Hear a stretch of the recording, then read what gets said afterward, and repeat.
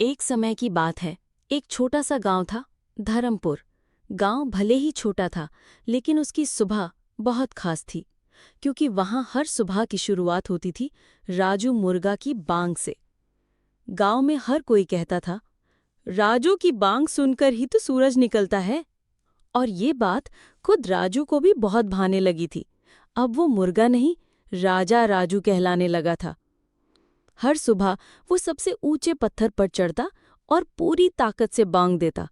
उसकी बांग जैसे पहाड़ों से टकराकर गूंजती थी, जैसे वो ना बोले तो दिन ही ना निकले।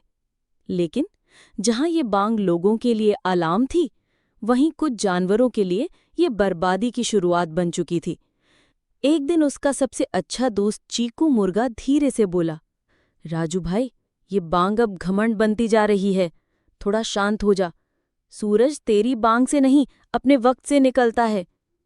लेकिन राजू हंस पड़ा और वो बोला, हा, चीकू, अगर मेरी बांग ना हो तो क्या ये दुनिया अंधेरे में जिएगी? सूरज मेरी इज्जत करता है और तुम भी करना सीखो।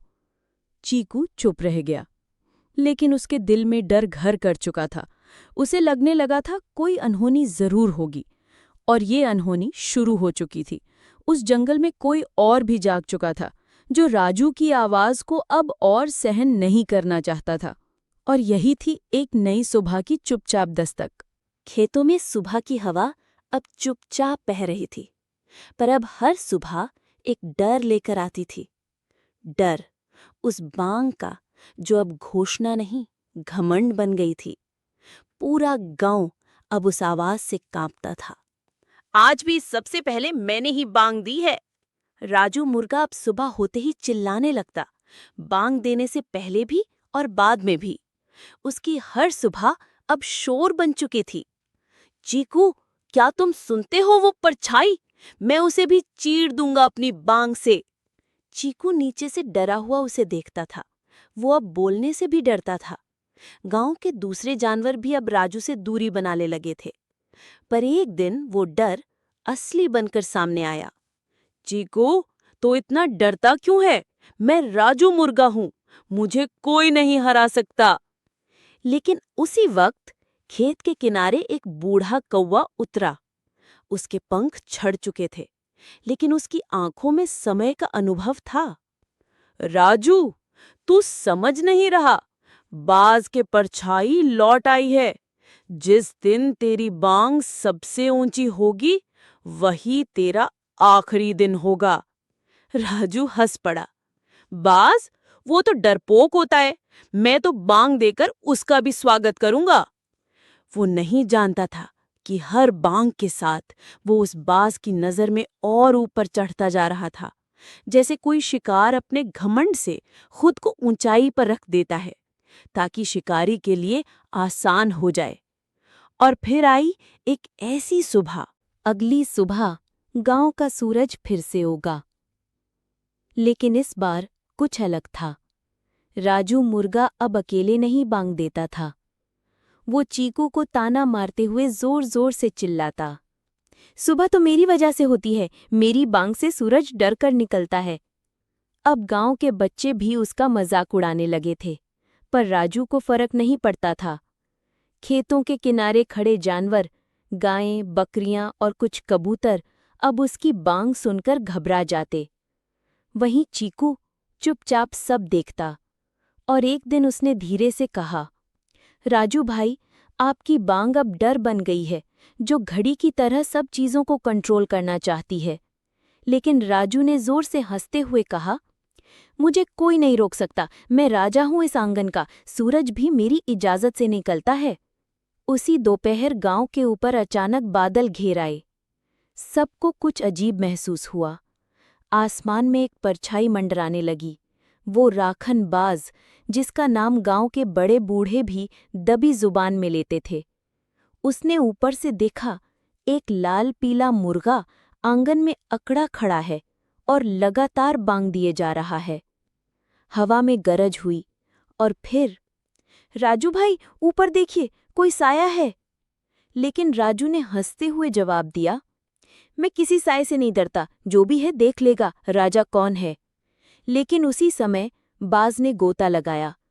हवा चीरती हुई उसकी परछाई पहले आई और फिर सब कुछ थम गया। गांव का आंगन शांत हो गया और वहां खून के कुछ छींटे थे, कुछ पंख, और राजू अब वहां नहीं था।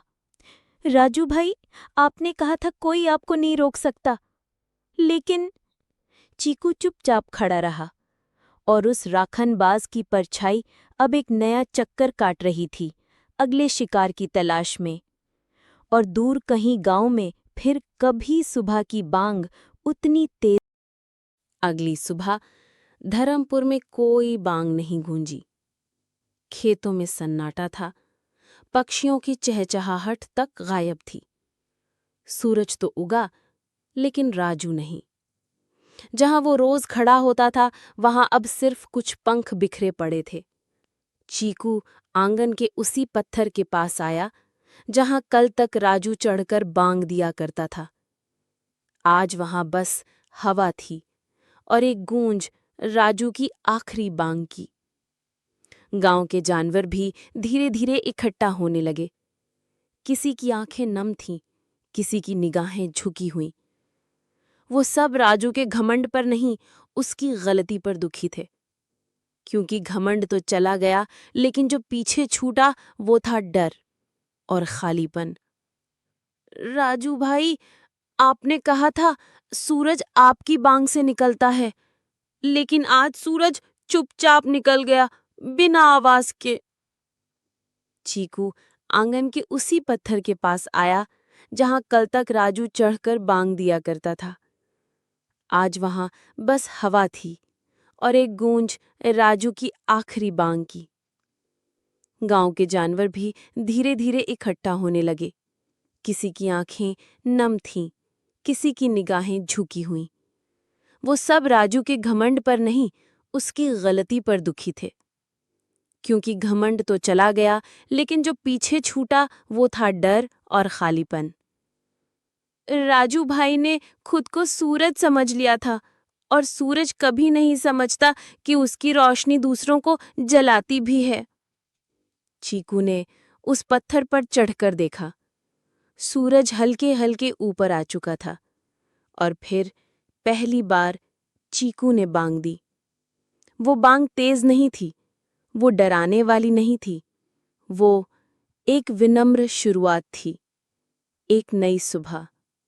गांव के जानवरों ने सिर उठाकर देखा और पहली बार बिना किसी डर के मुस्कुराए। हमारी आवाज अगर दूसरों की शांति तोड़े तो वो आवाज नहीं, शोर बन जाती है, और शोर का अंत हमेशा अकेलापन होता है। उस दिन के बाद से धर्मपुर में फिर बांग गूंजने लगी, लेकिन अब वो बांग किसी घमंड की नहीं थी। वो बांग अब एक जिम्मेदारी थी। और राजू, वो अब सिर्फ यादों में था, एक सीख की तरह कि आवाज जब घमंड से ऊंची हो जाए तो अंत हमेशा परछाई में होता है। जीवन में चाहे कितनी भी ताकत, पहचान या प्रशंसा मिल जाए, अगर उसमें घमंड आ जाए तो वही ताकत हमारी सबसे बड़ी कमजोरी बन जाती है।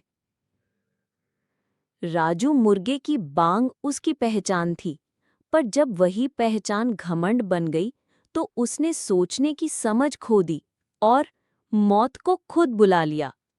याद रखो, जब घमंड जीतने लगे तो समझ लो हार पास खड़ी है।